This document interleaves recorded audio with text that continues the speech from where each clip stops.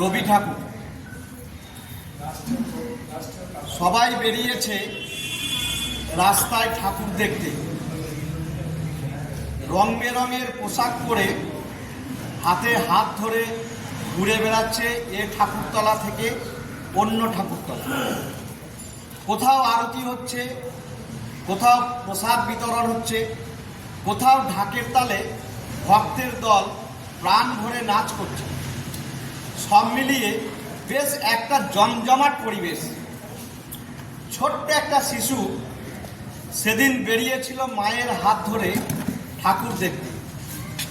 দুর্গা, লক্ষ্মী, সরস্বতী, কার্তিক, গণেশ, শিব, কালী ছাড়াও বাঘ, সাপ, অসুর, নন্দী, ভৃঙ্গি, ভূত প্রেতও দেখেছিল। ফুচকা, কাটলেট, আইসক্রিম অনেক কিছুই খেয়েছিল সে।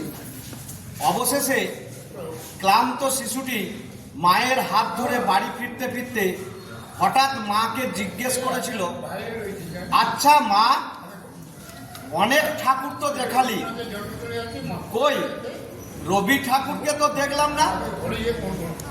মা বলল, ধুর খেপা, রবি ঠাকুর কি ঠাকুর নাকি? ও তো একজন মানুষ ছিলেন। রবি ওর নাম, আর পদবী ঠাকুর, মানে ওরা ঠাকুর বংশ। সহজ সরল শিশুটি অকপটভাবে মাকে বলেছিল, পারে সবাই যে রবি ঠাকুর রবি ঠাকুর করে অনেক কথা বলে, জন্মদিন পালন করে, তাহলে মানুষ কি ঠাকুর হতে পারে না? মা বলেছিল, মানুষকে কেউ দেবতা বলে?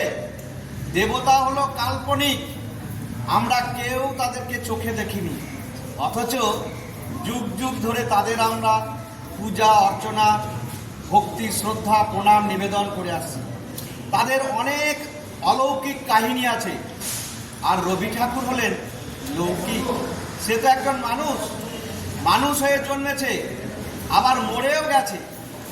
অনন্ত জিজ্ঞাসায় শিশুটি আবারও প্রশ্ন করল, তাহলে সবাই তাকে এত মনে রাখে কেন? মা বলেছিল, আরে বাবা, সেসব তুই বুঝবি না, তুই এখন বাচ্চা ছেলে। তিনি ছিলেন একজন মহান সাহিত্যিক, দার্শনিক। কত কবিতা, নাটক, উপন্যাস, গল্প, প্রবন্ধ, গান লিখেছেন, ছবি এঁকেছেন, জীবন অভিজ্ঞতা দিয়ে কত কি বলে গেছেন। সত্য ও জ্ঞানের পথ দেখিয়েছেন।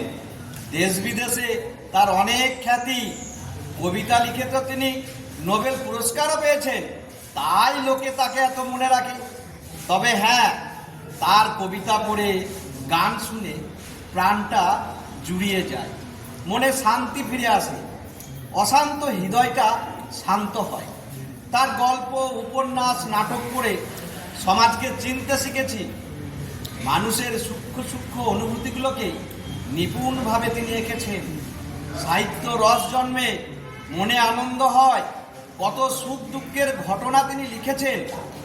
কবিগুরু, বিশ্বকবি, গুরুদেব, কত নামে ডাকে তাকে লোকে।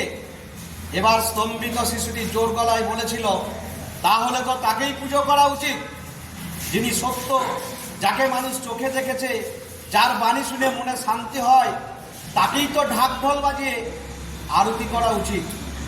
মা বলল, আরে বাবা, তিনি তো নিজেই ঢাক ঢোল বাজিয়ে মূর্তি পূজা বিশ্বাস করতেন না।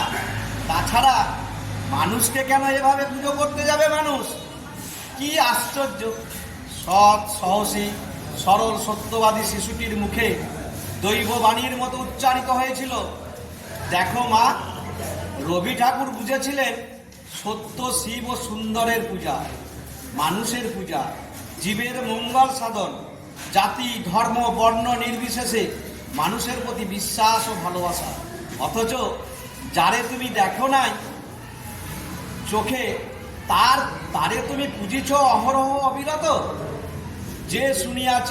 যে শুনিয়েছেন মানবতার বাণী, বিশ্ব ভ্রাতৃত্ববোধ, তারে যারা করে অবহেলা, ঠিক তাকে। এসব বাহ্যিক আড়ম্বরতা দেখিয়ে কি লাভ? আমার কাছে তিনিই আসল দেবতা, তিনিই আসল ঠাকুর। এসো সবাই আমরা পুজো করি তাকে, একদিন নয়, প্রতিদিন, প্রতি মুহূর্তে।